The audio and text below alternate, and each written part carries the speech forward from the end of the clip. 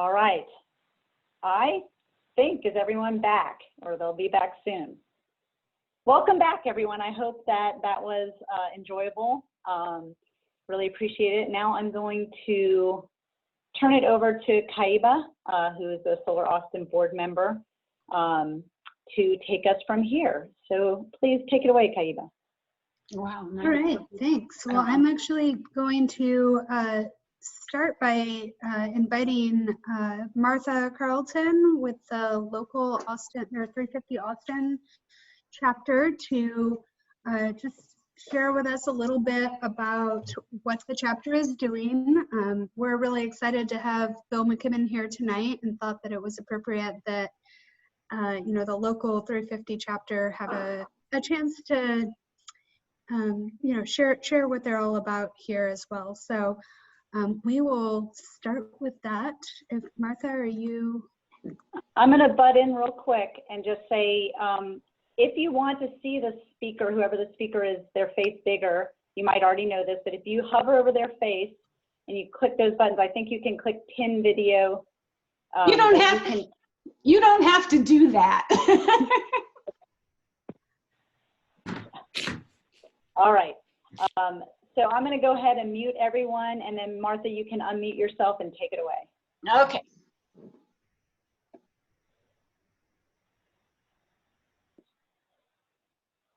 Hi, everyone.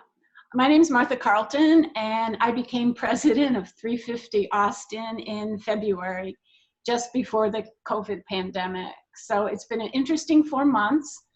And as you know, 350 Austin is an affiliate of 350.org. Right now, we're working on 3 campaigns, as well as supporting Black Lives Matter. Some of us were carrying signs at the rally on June 7th in Austin. Members of our divestment campaign wrote a white paper on the financial case for divesting from fossil fuel companies that has been shared with other environmental organizations. They are now guiding UT students in getting answers to finding out their oil and gas holdings at UT, which they won't disclose in public. The divestment group's victory is getting the City of Austin employees' retirement system to divest almost half of their oil and gas holdings. The members of our Close Fayette coal plant campaign have met with 3 members of the City Council and will continue to meet with others over the summer.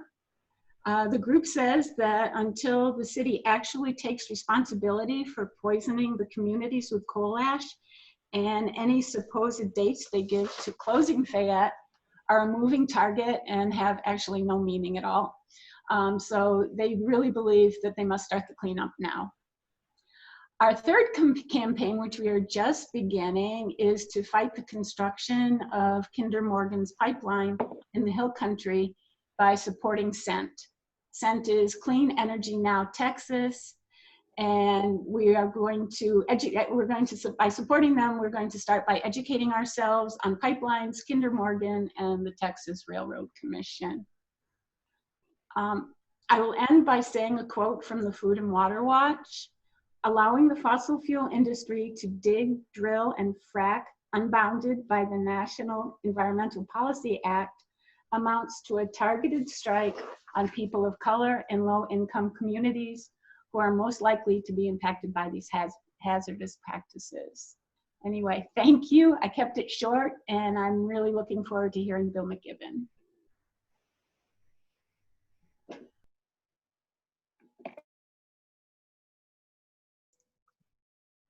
I will unmute.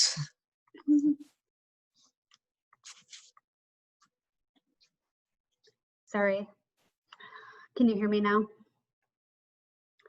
All right. Sorry about that. Thank you, Martha. I appreciate all the work that the 350 Austin chapter is doing and has been doing here in Austin to move climate and energy issues forward locally. It's really important, and we value all of that work. So I'm just gonna go real quickly through a few things about Solar Austin. Hopefully y'all can see my screen now. Catherine, is that a yes? All right, cool. So just gonna try to get these, there we go.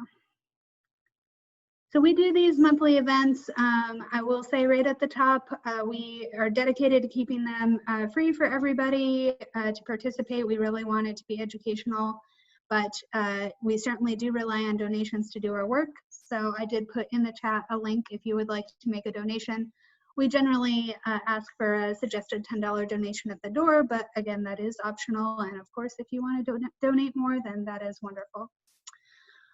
Do want to just take a minute here to share that this is the Solar Austin board and our single employee, Beryl. We have been really dedicated lately to trying to not only expand kind of the different skill sets of our board, but also try to prioritize diversity on our board. Certainly, this is, I think, a challenge for many environmental and energy groups that, you know, it hasn't always been the most diverse. So just want to say that up front, that that is something we're working on.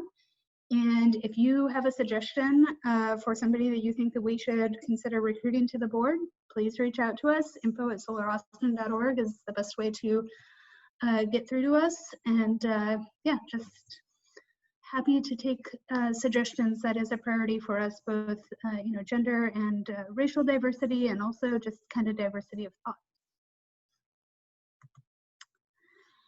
Also want to thank our sponsors. Our sponsors really are critical, again, to helping get our work done. We do have some grant funding, but absolutely these companies that are showing that they're committed not only to, you know, increasing the use of renewable energy, but also actually supporting the organizations that are doing this work. It's absolutely what allows us to do what we do. Our newest sponsor is FTC Solar, and we're so grateful for the incredible support that they are providing us right now, and especially in this time. And you're going to hear about some of the exciting work that we're doing that I think has inspired their generosity. Recurrent Energy and Freedom Solar Power both have been longtime sponsors, and want to thank them for their continued support. Same thing with PowerFin, has been a sponsor for several years, and thanks also to Brant Power and Energy. We have sponsorships that range in levels, so this is our kilowatt level sponsors, and it's pretty accessible level for folks to get in on, and really appreciate the support from HEB, Pipermedics, SunPro, CED, Green Tech, and Lighthouse Solar. And I will just also note that Pipermedics has been really helpful in their assistance with our Equitable Clean Energy Jobs program that I'm going to talk about here in just a second. And then finally, our watt level sponsors, Clean Power Marketing Group, the Gearing Group, Greenbelt Solar, Harris Energy Solutions, and Greener by Design. Thanks to all of you. And if any of you are work for a company that you think might be interested in sponsoring, again, please reach out to us, info@solaraustin.org. All right, want to talk a little about the exciting stuff that we're doing. Our Equitable Clean Energy Jobs program is something that we launched this winter, and it's being funded by the City of Austin, and we are working in partnership with the Houston-Tillotson University. The purpose of the internship program is specifically to recruit more people of color and women into the clean energy industry. And we're doing this because the research shows that these are underrepresented groups in the industry, that doesn't match the percentage of population when it comes to women or for people of color. And there's a number of reasons why that might be true, one of which is just networking is one of the ways that people find jobs, and so having that connection is important. So we're kind of serving that role of connecting students, and we are focused on students, primarily college level students, but also high school students, with employers in the clean energy sector. And as we're doing that recruiting, we're really targeting, again, students of color and young women that might have an interest but don't necessarily have that foot in the door. So we are also working with the companies on the other side to really promote the value of diversity and work with them to improve their practices when it comes to recruiting and hiring and retention of employees, so that not only will these interns get the experience, but that it'll be a good experience, and that hopefully both they and the employers will see the value and want to continue the relationship, or at least provide a good reference so that those folks can find employment going forward in the clean energy sector. I think this is, this is something that we applied for this grant back in, I guess, the very end of August, start of September. And it was an extension of work that we had been doing in terms of trying to expand access to the benefits of solar energy generally. And by that, I do mean the benefits both of the energy, but also of the employment opportunity, and to really make that equitable in our community and make sure that that solar wasn't perceived as, or actually something that is just to benefit kind of middle to upper income white folks. And I don't think that that is, truly the reality, but it is also not, untrue that there is an element of that does need to be overcome. And so that's where we came from in this work, and it feels even more relevant today. And I'm just so excited that we have been successful in recruiting students. We've been successful in recruiting companies. The companies seem really excited about the opportunity to improve diversity. And we actually have several of the students that are interning this summer. They all just, or most of them, have just started their internships. And I want to give them just a minute, to say who they are, who they're interning with, and just real briefly kind of what the job is. These are going to be very brief introductions, but we will probably do another presentation another time that goes into more depth. So I'm just going to turn it over to them. I'm going to stop sharing so that you can again see their faces. I'm going to start with Joshua. All right, hi guys. So my name is Joshua Ulave. I just started my internship at 7X Energy June 1st. And so far, I've really enjoyed it. There's a pandemic that's keeping me from going to the office, but other than that, I enjoy it. And so currently my job is developing all of these solar fields on using AutoCAD and PVCAD. And I have a few projects working within the company. I'm not sure if I'm allowed to talk about it or not. And I see Rich is in the Zoom, so I'm just gonna keep quiet about it. But yeah, that's just about it. Awesome, thank you, Joshua. Nikaja, I think I saw you with us. Hi everyone, my name is Nikaja Fralin. I'm a student at Houston-Tillotson University.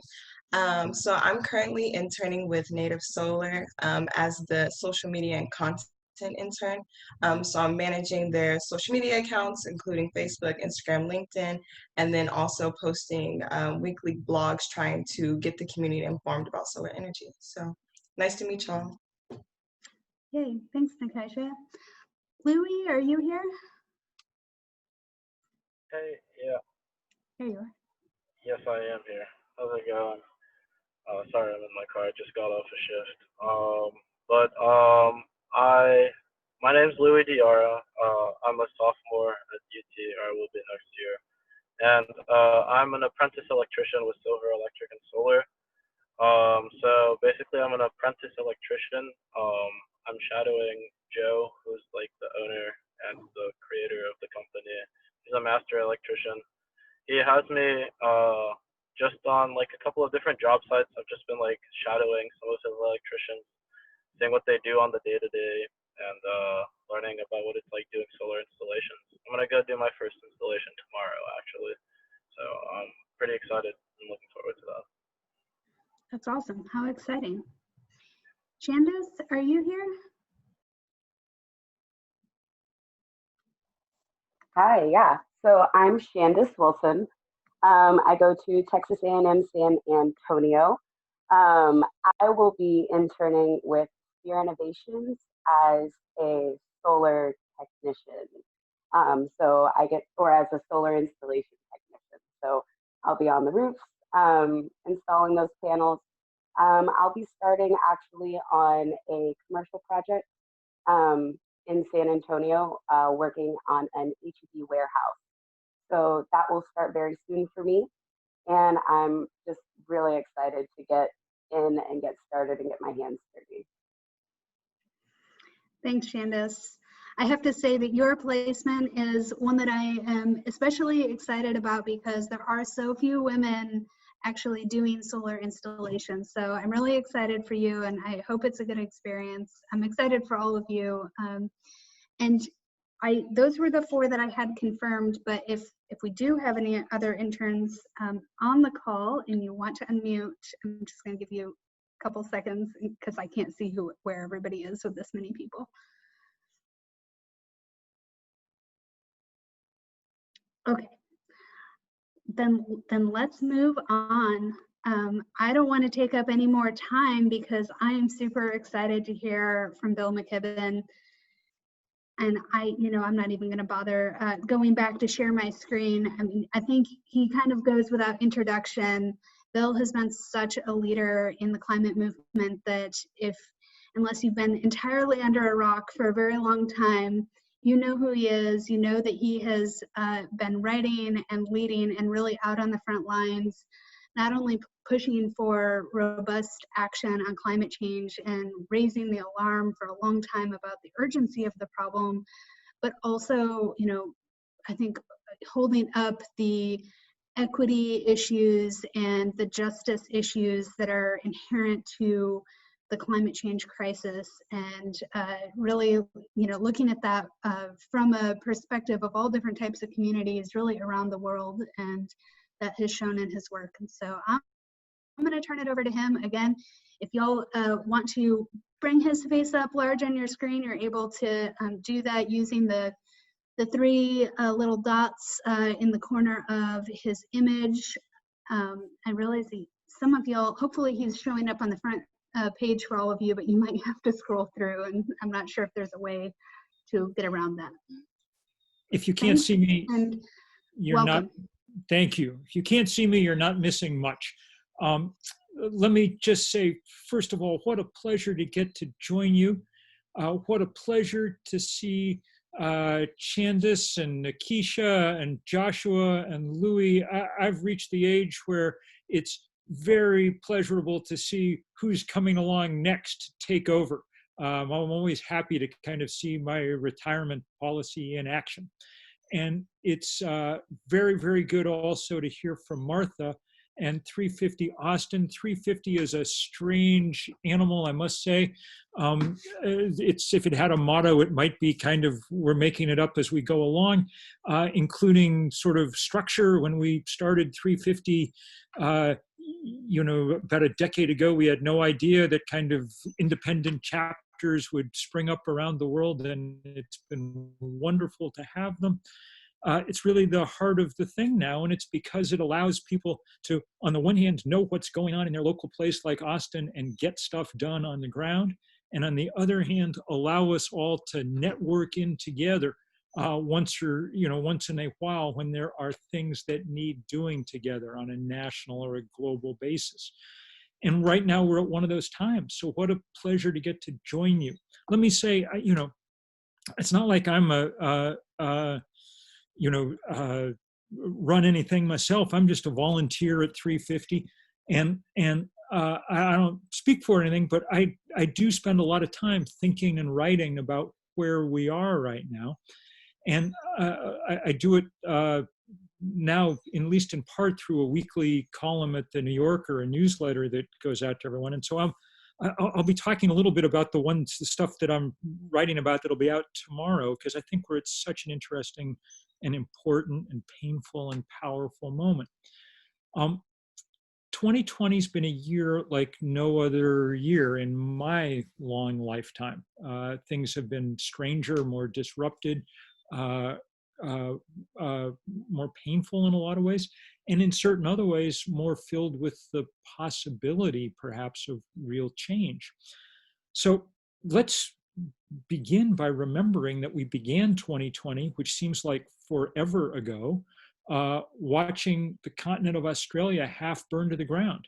The greatest single set of wildfires we've ever seen in the world, a reminder of just how out of balance our climate is. And every month that's gone by has reminded us that even more. We just got the numbers for May yesterday. May was the hottest May that we've ever seen ever recorded on planet Earth. Some of the planet is just unbelievably hot. There are parts of Siberia that were 18 or 20 degrees Fahrenheit above what they were supposed to be. That's not good news. None of it's good news, including the fact that the atmospheric concentration of CO2 on Mauna Loa, where we measure this, topped 417 parts per million for the first time this year.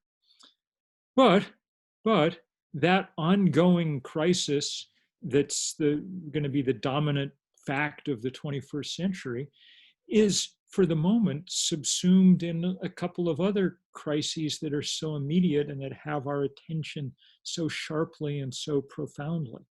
Right now, the most important of those is what's going on around questions of racial justice in our society. And the protests that emerged after George Floyd's murder have been astounding to watch and get to participate in. And they are, I think, absolutely crucial for people who work in the environmental community to understand why they have such a role to play here and such a stake in these fights. One of the things we've known from the beginning at 350, because we work all over the world, is that unless we can solve these crises together, that means with everybody able to work on them, we'll never get it done because it's so big. And one of the other things that we've understood about climate change from the beginning is that the iron law of climate change is the less you did to cause it, the more likely you are to suffer from it, and the harder you're going to suffer from it. Well, of course, that goes for everything that we know about environmental devastation. And it's therefore precisely the same communities that suffer from unconstrained police brutality that also suffer from having all the kinds of things in those communities that make people sick. That's where you find coal-fired power plants in our society too, not in rich white suburbs, in underserved areas of all kinds. That's why African Americans have 3 times the asthma rate of white Americans, okay? And these are, I mean, if you think about what the word environment means, the sort of surroundings that are surrounding you, all these things go together. So if you live in a place where there's police brutality, you can measure this, and doctors and public health experts have.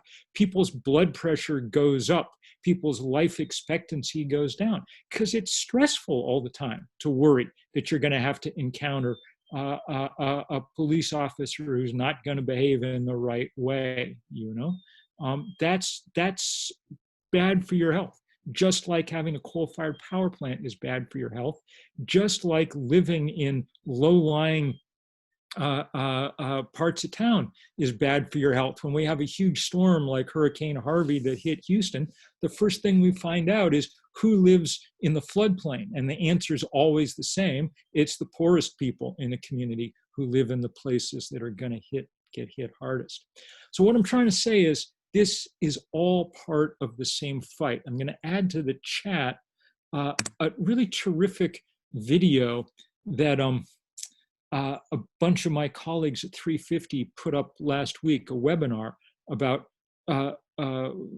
climate change and white supremacy and the ways that people can help and be involved in work. And it just couldn't be more important. And it couldn't be more powerful to get to do that work with people, to get to work across lines of all kinds. I guess a way to say it is, I can't breathe, which is what George Floyd kept saying, has many meanings, and it includes I can't breathe because you're kneeling on my neck, and I can't breathe because the air where I live is terrible, and I can't breathe because it's gotten too hot for me to be able to keep living in this place. And that's happening now all over the world. So that's one crisis. And the other crisis we're living through, of course, is the pandemic. And I've been doing a lot of writing there too, because I think that there are enormous lessons to be learned as we think about climate change. And again, of course, one of them is who suffers most and hardest? Well, it's precisely the same communities again. But there are some other ones too. The most compelling thing to take away, I think, from the COVID crisis, and I tried to make this point on 60 Minutes a month or so ago, and it got edited out a little bit, so I'll try it again. I think that the first thing to understand is reality is real, which sounds like a really strange, obvious, trite thing to say, but you know, we live in a world where we exist behind screens all the time. We're just editing and cutting and pasting, and it becomes easy to think that kind of we're in control. I've spent the last 30 years since I wrote the first book about climate change trying to remind people that chemistry and physics don't negotiate. You can't make them compromise. And now, of course, the microbe is doing exactly the same thing for biology. And it doesn't matter what our dumb president says when he tries to say it's a hoax or it's going to go away or something. It doesn't matter what he says. The microbe is in control here. If it says stand 6 feet apart, stand 6 feet apart. And by the way, if you have any friends who are thinking of going up to Tulsa to watch the president on the weekend, I tell them that might not be a medically sound decision to be making. Second thing, corollary to that, time, speed really, really matters. You know, we look at the countries that got control of the coronavirus, and they were all the ones that reacted quickly. South Korea and the US found out they had their first fatalities on the same day in January. The South Koreans just went right to work. They said no more big gatherings, and they started testing everybody all the time. And the US didn't. It just spent all of February doing nothing. And so what happens? By the time you get to March, you have to do things that are way more disruptive. You have to shut down the entire economy.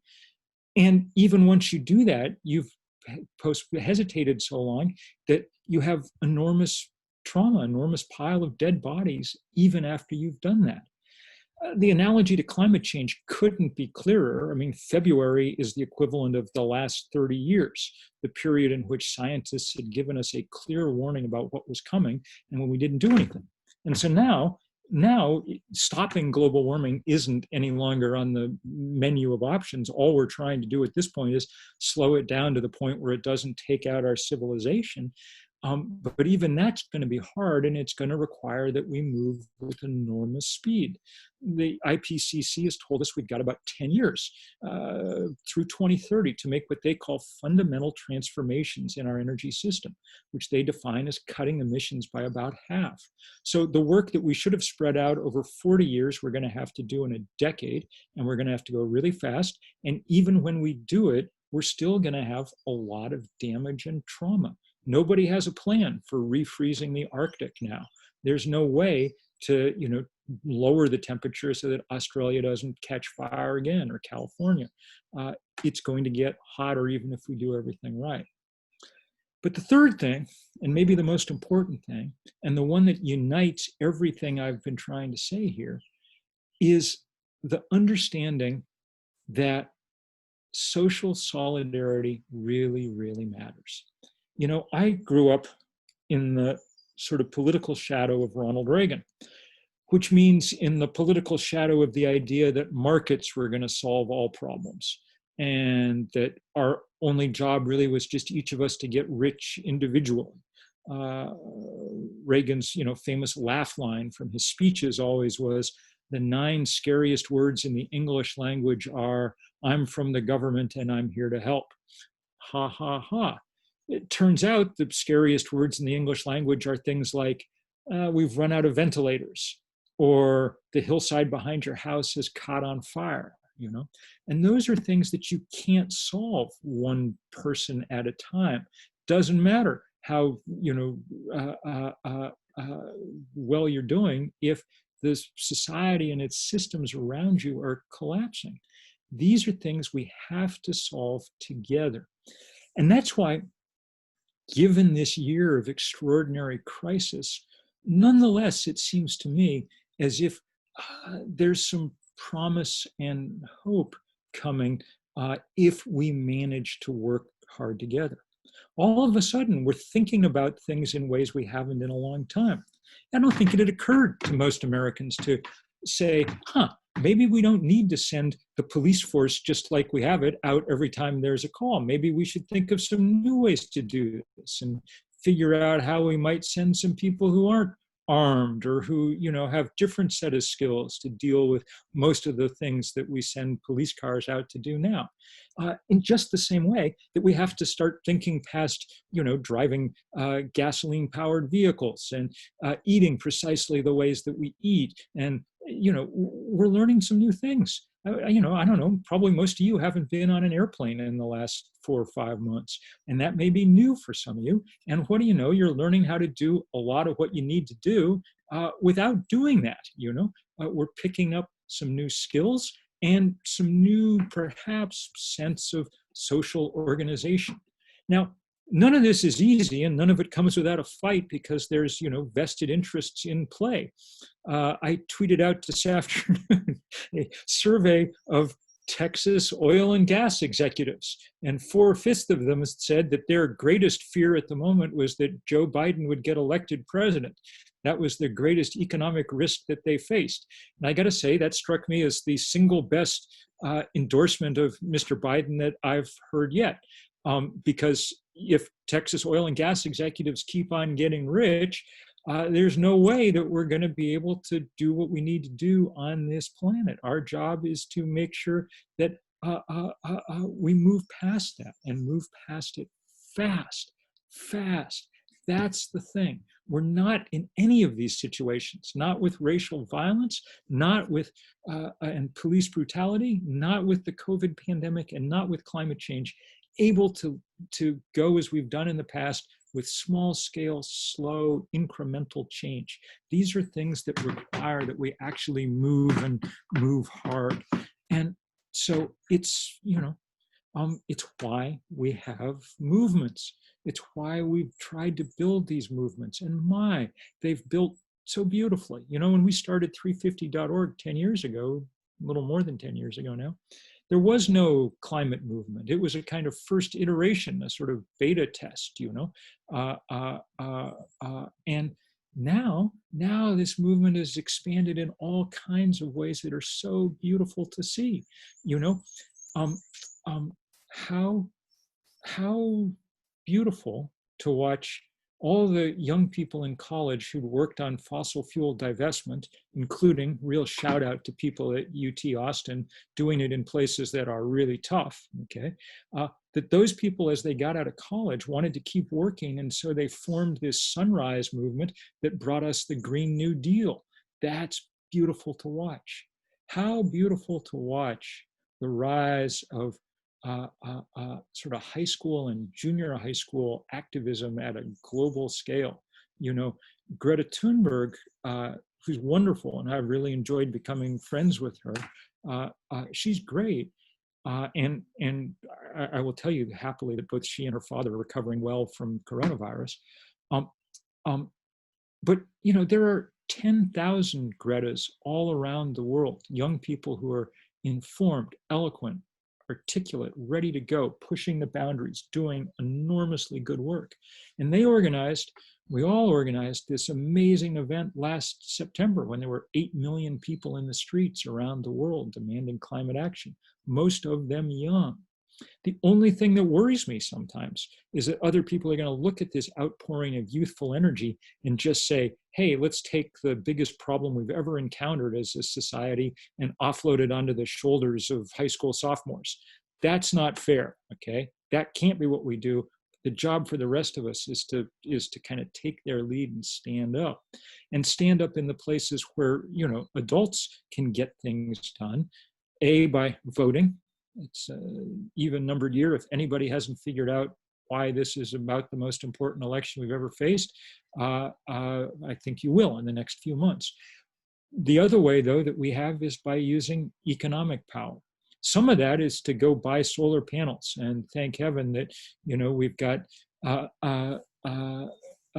people like Candace and Joshua and Louie and Nakisha and others out supplying that need now. It's just what we need.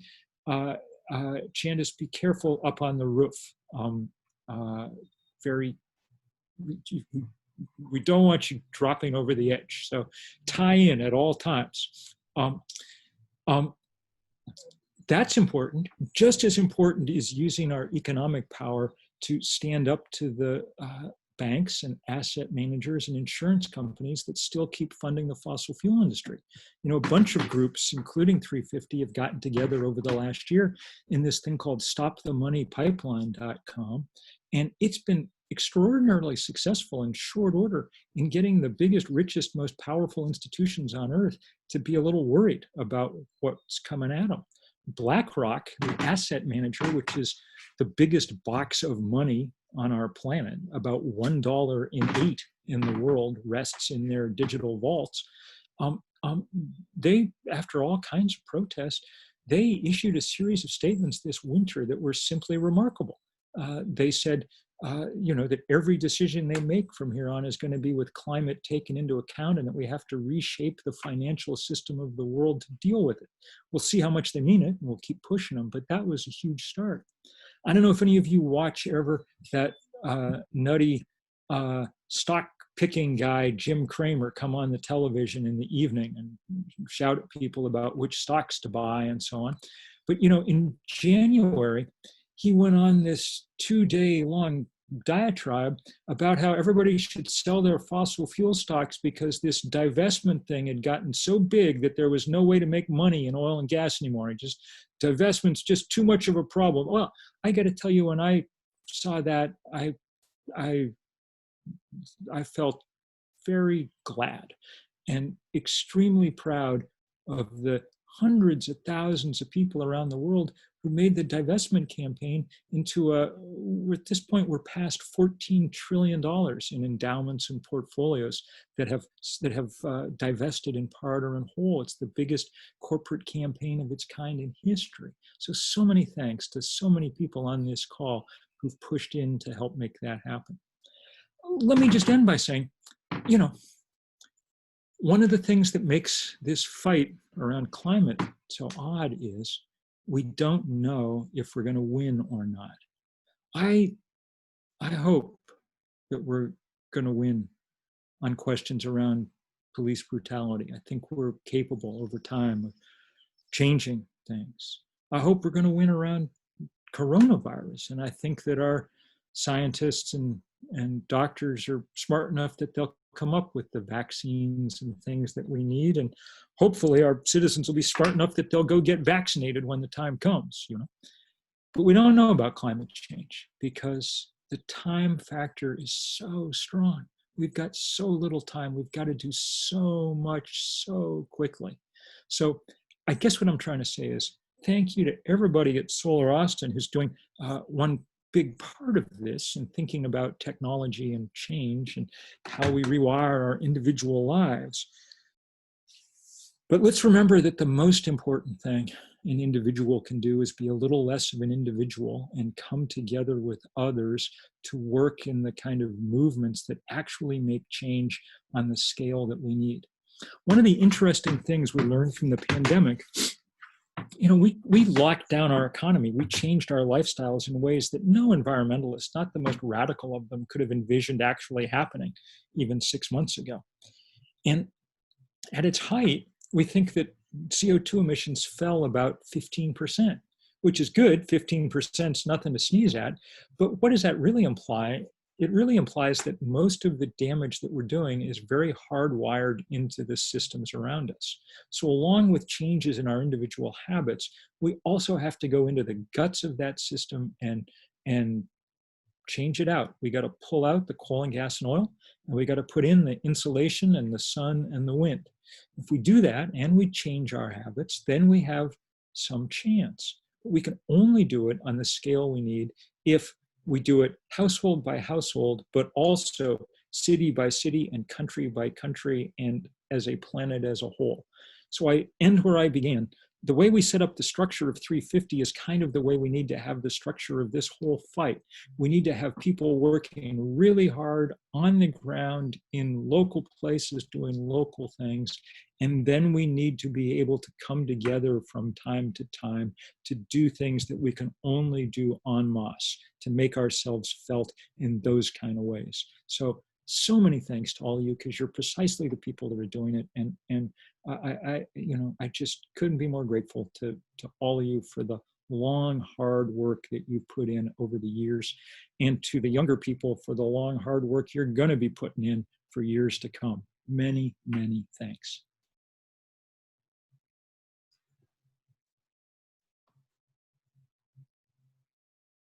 Wow, thank you, Bill.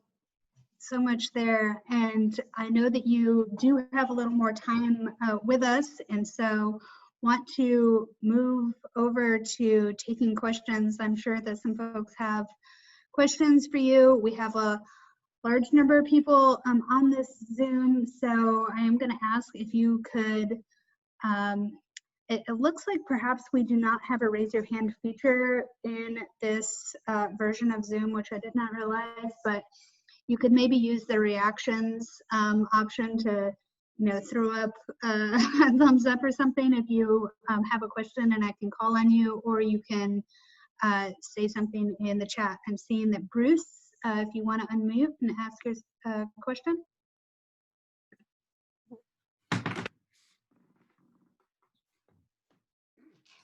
Yeah, you got any recommendations on how to maintain a hopeful attitude? Well, I mean, you don't have to maintain a hopeful attitude all the time. I got to say, the name of that first book I wrote on this 30 years ago was The End of Nature. So I'm not, always the most cheerful up guy in the entire world.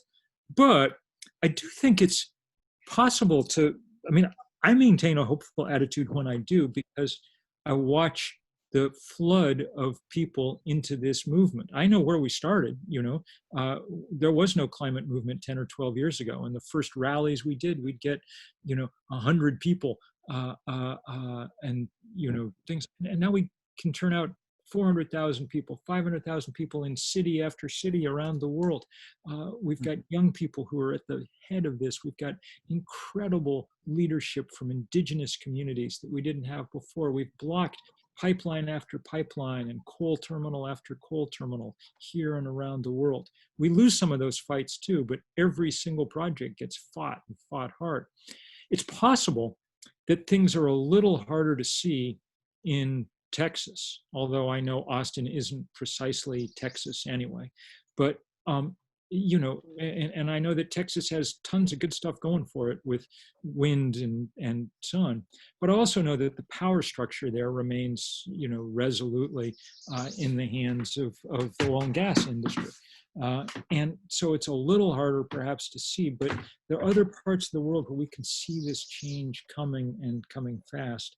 And even in Texas, thanks to y'all and thanks to Mother Nature tossing things like Hurricane Harvey, people are waking up and beginning to understand where we are. That's one hopeful day. On the days when I'm less hopeful, it's simply because of those questions around time. But I know what the key is. I know that if we can break the political power of the fossil fuel industry, then we have a shot, and we're doing that. That's what divestment's doing. That's what this Stop the Money pipeline work is doing. That's why it was good news to see all those oil executives in Texas saying the thing they fear most is Joe Biden getting elected. Because I have a feeling if we do our job right, Joe Biden's going to be elected. And and that'll be a useful day.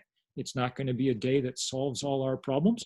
We don't look to politicians to be saviors, but we do need some people in there that we can push and press, which we do not have at the moment. I Okay. have something I'd love to share, Bill. Yeah. That's okay. Bill, I've lived in Texas my whole life. I've seen so many different cities of Texas, and I cover Texas for my job. And I'm here to tell you, it really is so different everywhere that you go. And Austin is an oasis to me because there are so many like-minded people in one area, and it's beautiful. But your comment about the time on when this will be, a lot of people my age, I've kind of come to the conclusion that this movement that we're seeing with civil rights and everything that's kind of come out of the coronavirus, that is probably going to take over this year. But next year, I really think that next year is going to be so environmentally focused with that momentum. Because like you said, civil rights involves the environment. And once we move forward, you just kind of keep going from there. So I feel like next year will be the year that we make a change, but I'm with you. 1 year of waiting is way too long. Sarah, you did a much better job of providing reason for hope than me. I think you should take over from that. That was very good. I used to be kind of a hopeful speaker for a club back in college. So I love inspiring, and there's a lot to talk about, but that's my take. Bless your heart. Thank you for it. I'm going to chime in real quick. Sorry, I just want to say that the Texas House is flippable, and I hear what Bill's saying about the power structure in Texas, but if you look at state senators and state representatives, just check it out, get involved. Oh, and Texas has, I remember my old friend Ann Richards, and I remember my old friend Molly Ivins, and I know that there's a whole different Texas under there from the one that we see sometimes. And I know that a kind of blue progressive Texas is coming, and it can't come fast enough. The last polls I saw showed that Biden was a point or two down in Texas. It may not end up that way, but boy, it'd be nice to make the president go spend some time and money having to defend the Lone Star State, Hey, I'd like to ask a question. I don't know that we need him here, but I I appreciate that. Tom Ortman, it looks like you had a question. I think Kenneth had a question I just was about to ask, I think. I want to ask the question, Bill, why do you think diversity is so important with its climate change movement? Well, so that's a really good question. I mean, the diversity, in the largest sense, the diversity we actually need is somehow to get white people concerned about climate change. I was writing in the New Yorker last week, by far the biggest groups in America who care about climate change are first Latinx Americans and then African Americans. And by far the group that cares the least is white Americans. And I think that's because those communities have the most direct, are likely to be living in the places that are feeling it hardest already. So I think it's really important to have diversity not only in the movement, but in its leadership, because those are the communities that really are caring about all this. And if you think about it, I remember the first thing we did at 350 10 years ago was have a global day of action. It was the first kind of time anybody had ever tried to do a kind of distributed day of action around the world. The internet had just gotten to the point where it was kind of possible to do it. So we asked people to organize all over the place. And we didn't know how well it would go. And partly because of beginner's luck and partly because there was a kind of unfilled ecological niche, it went really well. I mean, we had 5,200 demonstrations in 181 countries on the same day.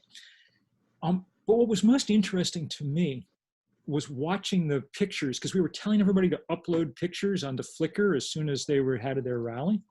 And as those pictures were coming in, I spent my whole life, people had always told me, oh, environmentalism is something that rich white people do. If you didn't know where your next meal was coming from, you wouldn't be an environmentalist, on and on and on. It took like 10 minutes of watching those pictures come in to realize that it was nonsense. That like almost everybody that we were working with around the world was poor, Black, brown, Asian, young. Because that's actually what almost everybody in the world is, you know, in one of those categories or another, and they were leading the fight. So that instantly kind of opened my eyes and changed, you know, my sense of things from then on. And I've just always found that some of the most effective work that gets done in this country comes from just that kind of diverse leadership. Let me shout out in particular indigenous communities in this continent and around the world. And they're providing, I mean, they're a small percentage of the population, but they are punching way above their weight in providing leadership. When everybody showed up at Standing Rock for the Dakota Access Pipeline fight, some people were surprised, you know, at this outpouring of Native power, but not me. I knew tons of the people who were leading it because I've been working with them for a long time, and it didn't surprise me for a minute. And that's true all over the world, you know, in the South Pacific, in Australia, and every place else. But it's, you know, it's going to take, I guess the real answer to your question is, it's going to take absolutely everyone, because that's how big this crisis is. I spent part of the morning on the Zoom with our crew in Africa, who are working. There's a huge new big East Africa pipeline project supposed to go through Uganda and places, and we're figuring out how to try and stop it. And it was just a reminder that exactly the same forces, exactly the same people, exactly the same banks, are all at work in every corner of the world. And happily now, we've got a bunch of the same tactics that we know how to use to try and slow them down. Thanks, Bill. Great answers. Tom, do you still have your question? Yeah, can you hear me, Kaiba? Yep. Okay, so first, Bill, thank you so much for coming out to speak with us. I was really excited. I sent a note up to Kaiba about this, and you have been a hero for many of us, so thank you for your work, and thank you for coming out and speaking to us today. In the optimism category, Tesla is having Battery Day coming up very shortly. To me, I interpret this to be of extraordinary optimism. Have you looked into that? Do you know what's going on there? And do you have any thoughts to share on that? I don't know about the day, but I'll look forward to knowing about it. There's no question that the rapid development, I mean, look, the ingredients that allow us to be optimistic technologically are, one, that the price of a solar panel and a wind turbine fell 90% in the last decade, and two, that the price of energy storage, particularly batteries, is now on the same curve. You know, it's plummeting. And that's shaking things up all over the place, particularly around, you know, utility scale stuff, where it's now clear that we're going to have batteries of a cost and of a size that allow solar power and wind power to be true dispatchable 24-hour, no worries power going forward. And that we're managing to do it now on a kind of home scale and a car scale is terrific too. You know, I know enough about Texas to know that it's a car and truck culture, and I know that it's going to be changing fast. And you know, even people who don't care a whit about the environment or climate change, you know, motorheads are a big market for what's coming because this stuff's better. You know, yeah. I drive an EV, and it is, if all you cared about was going fast, it goes a lot faster. 0 to 60 is impressive. Now, as it turns out, I don't really care about that much, but I like being able to plug the thing into my roof, you know? Yeah, right. Never go to gas station again. But all of these things are reminders that that as we think about this vision of the future and as we talk about it with other people, one of the ways we have to talk about it is reminding people that there's lots that's going to be better about the world we're building than the world we came from. It's going to be not just have cleaner air, but what does a battery and a solar panel mean? It means that you don't have to, you can produce locally the most important after food commodity that we have, and that's really powerful. You don't have to send a check off to Saudi Arabia or the Koch brothers or, whoever it is every month, because the sun and the wind belong to all of us. They surround all of us. Those things are exciting. That allows us to imagine change in a different way. So batteries are a big part of it. And batteries are a good metaphor too, a movement is like a battery. When we have these huge days of action once or twice every couple of years or things, that's kind of the point. It's to build up all that energy, to demonstrate to politicians and things how much energy there is. And then people go off to the state capitol and the city hall and whatever, and use that energy, siphon it out over the next year to make change in the kind of detailed legislative way that you can't do at a rally or a big gathering or something. So that's another good, powerful way of thinking about where we are. If you get a chance, do a little bit of digging on this. There is no date announced yet, but having spent about 40 years in the clean tech business and now in batteries, I anticipate, and it's a projection on my part, it's not a fact yet, but what Tesla is going to do is announce vehicle to grid technology, taking all the Teslas, 100 gigawatts of battery storage, and be able to create a virtual power plant. So to me, it's a revolutionary technology leap, and it will encompass all of the buzzwords that you hear out there with big data, machine learning, artificial intelligence. It's a revolution which is, to me, extremely exciting. So check it out. Sounds like good stuff. Yet another holiday. We're going to have a couple more questions here before Bill has to leave. Susan, I know you had one.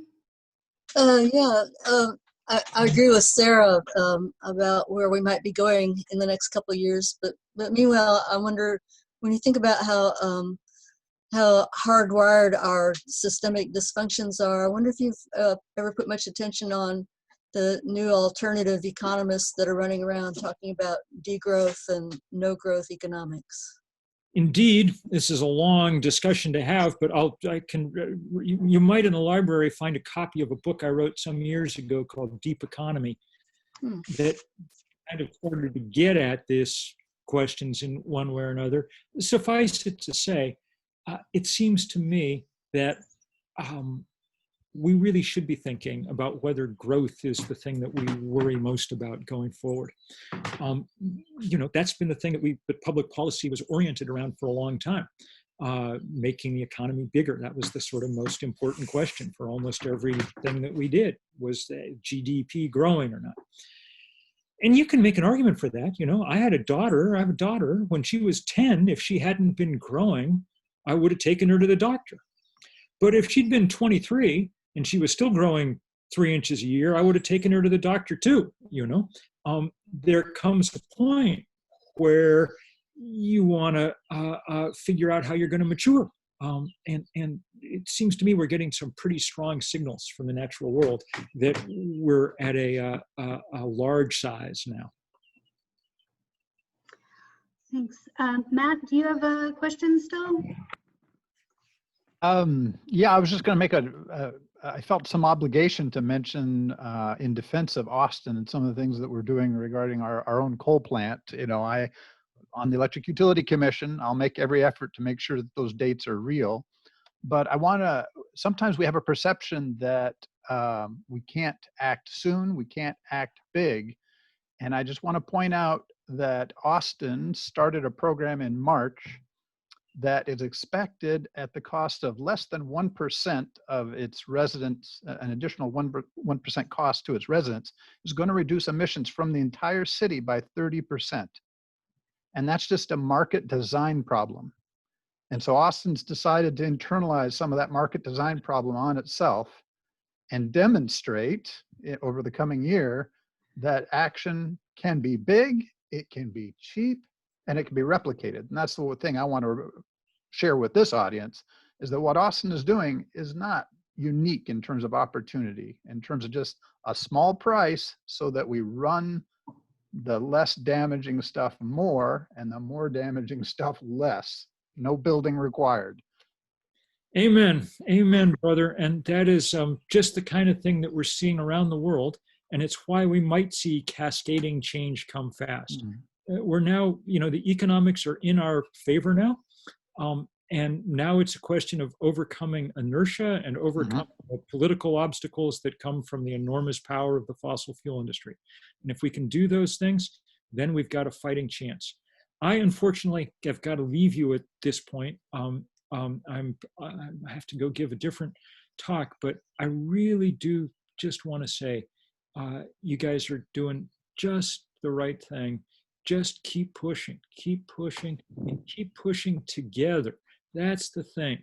The bigger, the broader, the more unified a movement we can build, and that means taking everybody's concerns as seriously as we can, the better chance we got. So God bless, and on we go, and many thanks. Bill, thank you so much. Everybody Bill. wants to unmute. Thank you. Yay, Bill. Take care, everybody. It's amazing to hear from one of your mentors. So long. All right, everybody. Thank you for the questions and your participation tonight. I think we do have time if folks want to spend a little time chatting. We could do another round of Zoom rooms. So I think how we set this up was that maybe, and correct me if I'm off base here, Catherine, but we were going to maybe send folks to rooms, and if you want to drop off, then you can. But if not, then feel free to take a few minutes to chat. Yeah, I hope everyone enjoyed the program tonight.